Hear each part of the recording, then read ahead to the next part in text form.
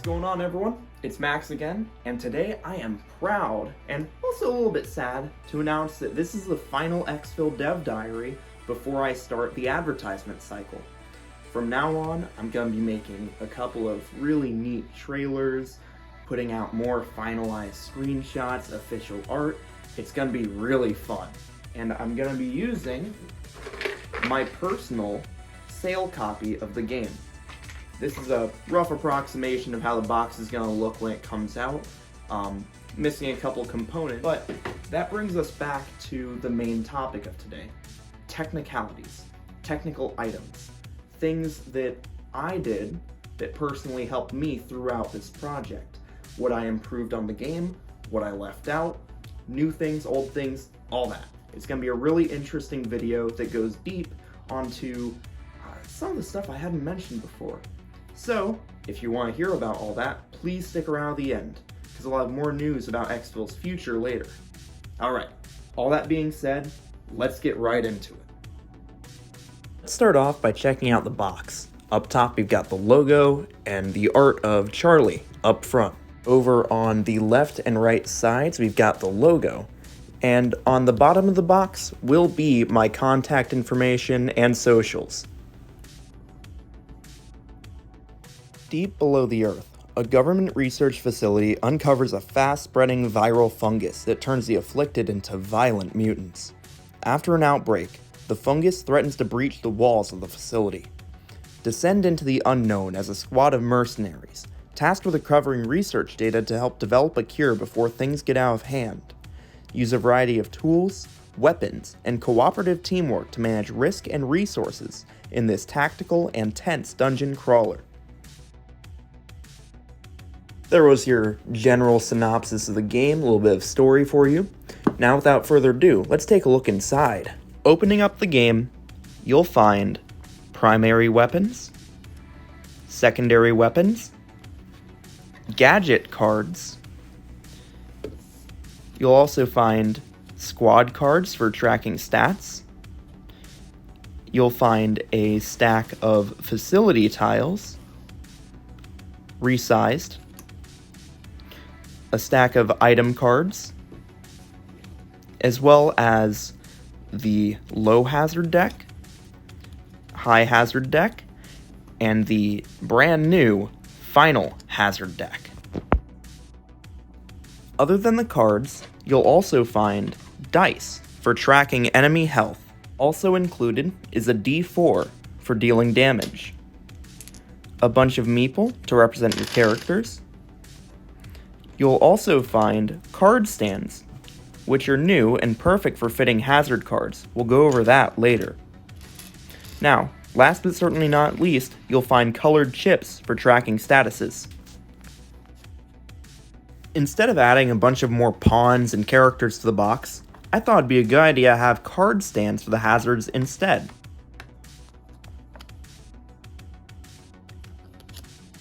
The item cards have finally been finished, with that rebalance I mentioned in the last video. After that crazy amount of culling and rebalancing I did, I'm really happy to present all the art, all the final cards. It looks really good, I'm proud of it. And these will certainly come to good use, so long as you know how to use them in game. Next up are the finalized tile cards. If you notice, they're quite a bit smaller than last time. While everyone loves table presence, I thought they were a bit too bulky. Now, for the art, I redid all the main facility tiles, having a top-down perspective for cohesion. Now, as for the points of interest, I kept the original art, but touched certain things up. Just keep in mind that the colorways are not final, and things will look a little bit clearer in the final cut.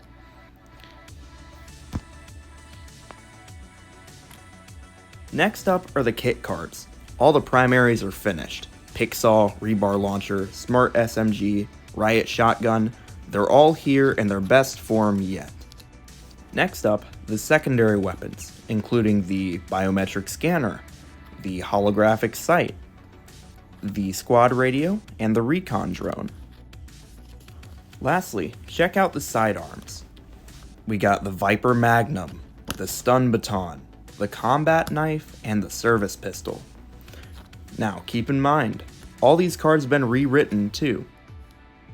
Squad cards have undergone a complete makeover, now featuring tracks for all those little cubes I was talking about earlier. Every one of them features a unique character portrait that matches up with the color of the meeple.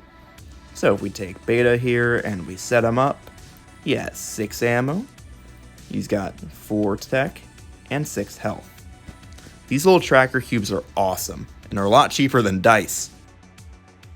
The tracker cubes are also a great way for me to communicate to players how much stock item rooms have left, to figure out what kind of supplies they need and what they should prioritize. Same rules apply to player stat cards. You want to use a weapon? You have to reduce the ammo before you roll. Took a nasty hit from an enemy, or need to use an item that ends up catching you in some crossfire? Reduce your health. You heal up, bring that health right back up. For tracking the health of enemies, I simply used D12s and D20s. Here's an example of the stat system coming together in a very simple but elegant way. I want to use a tech SMG? Oh, I can trade bullets for tech points. Sounds good to me. Let me roll the attack after committing the ammo. Ooh, risk mitigation time. I'm in a sticky situation, I need an extra move to get out. Adrenaline shot time. I take a little damage in order to save me from taking a lot. I don't know what's ahead of me. Let me use my gadget card, my recon drone, and commit the points to use it. Oh sweet, didn't even realize I had a health kit on me. Now I'm back on top of the world. Alright, put it together with this gameplay situation. You have to get around this U-shaped curve, and there's an enemy in the way. You have a lot more choices than you think here. You can bite the proverbial bullet and take damage, and heal up later using one of your item cards.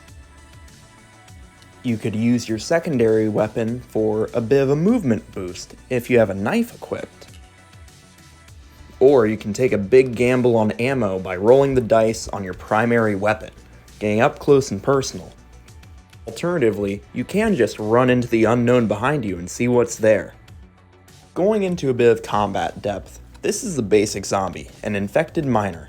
They used to be a total pushover. Players just walked through them, completely ignored them, they couldn't keep up. Check out that new ability though. If a player's next to them when their turn ends, they automatically jump in and attack. So, this guy's got a couple choices to make. He can try and move, but the zombie will still catch up and do damage. Better check his inventory. You see, that's the whole point with the Exfil combat system. Every enemy is very simple to understand, but add in a couple hazards and add a couple enemies in, and suddenly you've got a chessboard of possibilities, and the only way through is with friends. Between the 3 hazard decks, there are 8 types of enemies in total, each of them with their own unique abilities and specializations. The 2 most common enemy types, the basic infected, all have multiple copies with slight variations in statuses like health, what kind of items they drop, and the moves they do. It's just a good way to add variation to the gameplay. The infected guard is a decently beefy enemy. It can move 1 space per turn, and it has an attack range of 2. At range, it does 2 damage, but if you're in the same room with it and it hits you, you take 1 point of damage and get stunned for the next round, meaning you lose an action on your next turn. Spore Prowler is meant to be light, fast, and annoying. It can move 2 tiles per turn, deals 2 damage, and stuns you upon hit, so you're obviously going to want to deal with it as quickly as possible. But here's the catch. If you're unable to take it down by its turn, it'll be removed from the play and put in the top of the hazard deck. Now what that means is the next room you enter, it'll be there waiting with its health back up to full. This guy will take cooperation to deal with, and multiple hits. Next up, we have the security turret.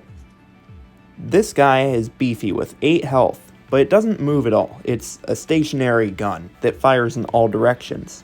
However, if you can manage to get a player to hit it with a stun baton, it'll take it out instantly. Because, you know, it's a robot, it'll short out. So, as much of an area denier as this guy can be, it has some utility to it. It attacks in all 4 directions at the same time, and it hits anything, player or not. So, if you happen to lead an infected enemy into the area, it'll take the damage too. Just be sure you're out of range. Alright, next up, this glowing green mass is called the Spore Bolster. It's got 12 health, it's a high hazard card. It only moves 1 space per turn, it does 2 damage plus spore damage. So, how does this guy work? Well, any cardinal immediate room next to him is affected by spore damage, as well as the one he's standing in, for obvious reasons. Just make sure the doors are connecting for the effect to work. So this guy will hit you with a direct attack of 2 damage if you're within the same space, but it also deals spore damage in and around the same tile. Next up, we have a lone wolf, a counter operator. He's not on your side, even though he's human. This guy can run 3 spaces per turn and deals 2 damage to a target up to 2 spaces away. So being anywhere near him has a possibility of making you his next target, so long as you're within that range.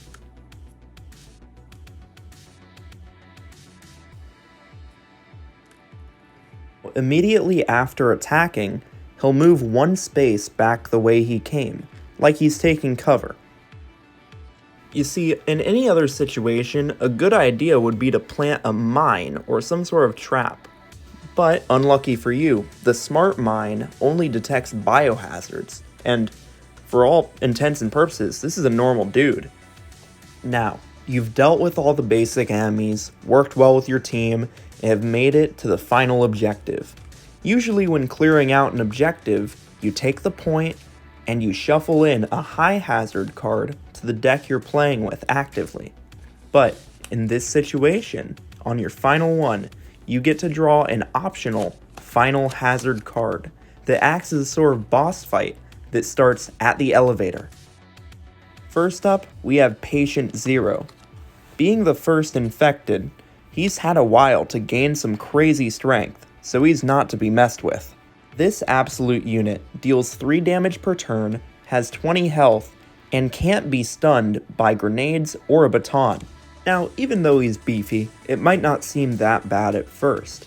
He can only move 1 space per turn, so you have plenty of time before he reaches you to deal plenty of damage.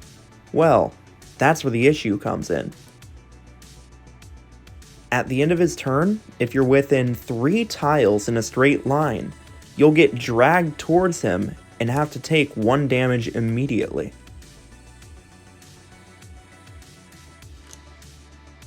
Last but certainly not least, crawling out of the caves, we have the Macropede. This guy's got 20 health, deals 2 damage plus stun, and moves 2 spaces per turn. Now, if he doesn't make an attack during his turn, he gains an additional point of movement. Now, as mentioned, if this thing hits you, you get stunned, which means you lose 1 action of your precious 3 that you get per turn. Another important factor is that it has a natural -1 to both pistol and shotgun attacks, so you'll need to subtract damage if you attack it with either of those, due to its strong armor. Alright everyone, that's gonna do it. I'm so happy that I've gotten all this amazing support, especially over on my Instagram. I have plenty of people I talk to all the time about game design, about tips, about just how to hone everything in that I've learned thus far. I'm really, really excited to put Exfil out to market and have all of you play it and enjoy it with your family and friends and I guess, thematically your squad, but that's besides the point, getting into semantics here.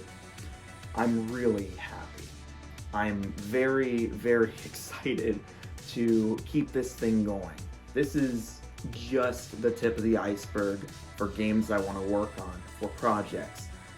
Exfil is not the only game in this sort of survival horror action setting that I'm kind of curating here.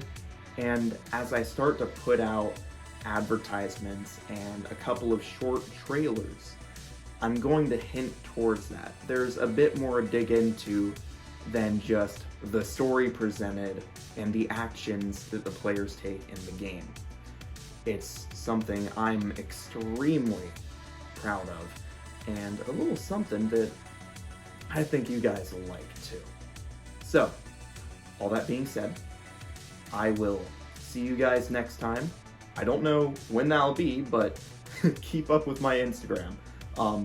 It's just that, this, and thegamecrafter.com. I don't have that many socials because I like to keep it tight. So I respond to every message that I can. I read comments, I answer emails, just contact me with anything. If you want to talk about a review copy, I'm in. If you want to do some sort of talk or interview, I'm in. If you want some sort of collaboration, I'm in. I'm here for the community, and I'm here to put out great games for people that appreciate them. So, ending it off on a high note here before I keep rambling on, thank you so much for watching.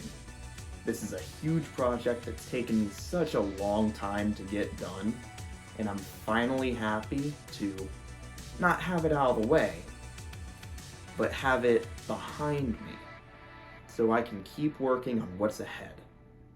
Thank you very much for watching.